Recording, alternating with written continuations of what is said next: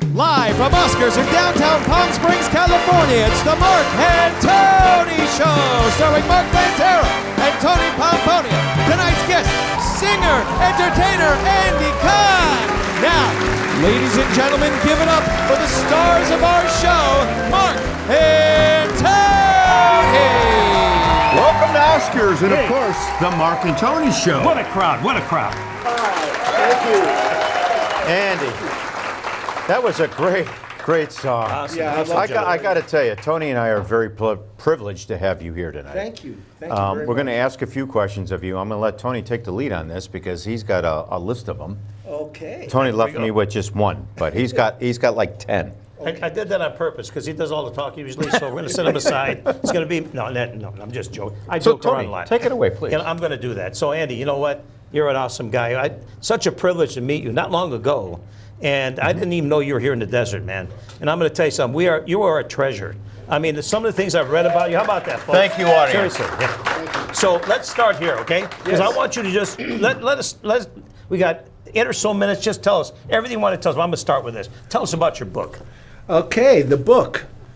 It's called The Most Famous Musician You Never Heard Of. And there are many famous musicians we all never heard of. So I was very fortunate to save all my archives, all of my calendars from the early 60s, all of the photos and tapes and records and everything. So I said to myself, my God, look at all this stuff I got. I should make a book. Smart move. So I spent 4 years scanning all the pictures in the book. I mean, the book is just... I was just going to pick it up. So Yeah. not just scanning. Yeah, this it's just... this is what we would call a coffee table book. Yeah, it's a coffee table There book. is a lot of photos, a lot of history, a lot of things that Andy's been involved in with people and personalities. Oh, God, like, we're talking about Ringo Starr. I mean, he's fanning through the pages and he's cooling the stage off with all the pages right now. What made you do this? I mean, what made you save all this stuff? Was it just by accident, or you just had a plan? My whole life I've been a pack rat. I save everything. Yeah. I mean, everything's in my house, and luckily it's organized so I know how to get to everything. Wow. So I put together this book, and every picture tells a story. Okay. So, and I saved my calendars, so I was able to refer back to exactly what happened when that picture was taken and get all the info. And I scanned all the pictures and stuff and put the book together, and I was amazed at how many people I was associated with. You're very detailed. Maybe that's the best way of putting this right Yes. now. I want the audience to know, where can they get this book? Before we move on. Before we move on. Because I think if the audience could see this book and see it's a history book, and the people that Andy's been with, I mean, I can't even go through the litany of the list of all of the personalities. Look at that smile, huh? Yeah, I mean, let the audience know where they can find this, please. Okay, I self-publish on Amazon. So that's the main place to buy the book. There's a website called Best Classic Bands, and they have a sample chapter from the book with Harry Nilsson and Ringo Starr and Timothy Leary and Joe Walsh and a bunch of others. Oh my God, Joe Walsh. Or if you just get on your cell phone and Google the most famous musician you've never heard of, it'll pop right up. We'll put it on our Facebook and stuff. Oh, thanks. We're going to help you Yeah, out and with our that too. Mark- Yeah, So- good call, Tony. So you can buy the book from Amazon, or you can buy from me and I'll autograph it. Moving on, let's talk about your radio show. Oh, yes. KPSF Studio 100. There you go. You got some fans in the crowd here. I think it's 1200 AM, right? And it's in the Palm Springs area, correct? Yes, we have our program director, Rick Rule, here. Okay, Awesome. very good. And for Rick, Of course, there you go. Rick's in the audience, Yes. waving to us all. And, now, is it a talk show format, or is it just strictly music? Well, my show is 9 p.m. every Saturday night, and it's Okay. all about the book. Okay. So it's called Music from the Book, and it's all the music from the book. Yeah. Okay. Yeah, You know, and it's coming out good. I've done a couple of shows so far, and it's Good really for you. coming Yeah, out it's good. awesome. And I know man. more to come. So good. Yes. So we're going to tune in, okay? Yes, Yes, awesome. absolutely. So we have a little something, little fun thing here. Something about Chubby Checker chasing you down a hallway. What's that all about? Yeah, the Turtles, Flo and Eddie and the Turtles did a concert in Las Vegas with Felix Cavalieri of the Rascals Yeah. and Chubby Checker. And the concert went really great, and everybody sounded terrific. And the next morning in the hotel lobby, we're all checking out and stuff. And Chubby Checker was with his mother, and she was in a wheelchair. Yeah. So way down the hallway, there's Chubby Checker, and I'm checking out at the counter, and he looks at me and with this maniacal, crazy look. And then he takes his mom in the wheelchair, full speed down the hallway, running right toward me, and just missed me. And they were both laughing.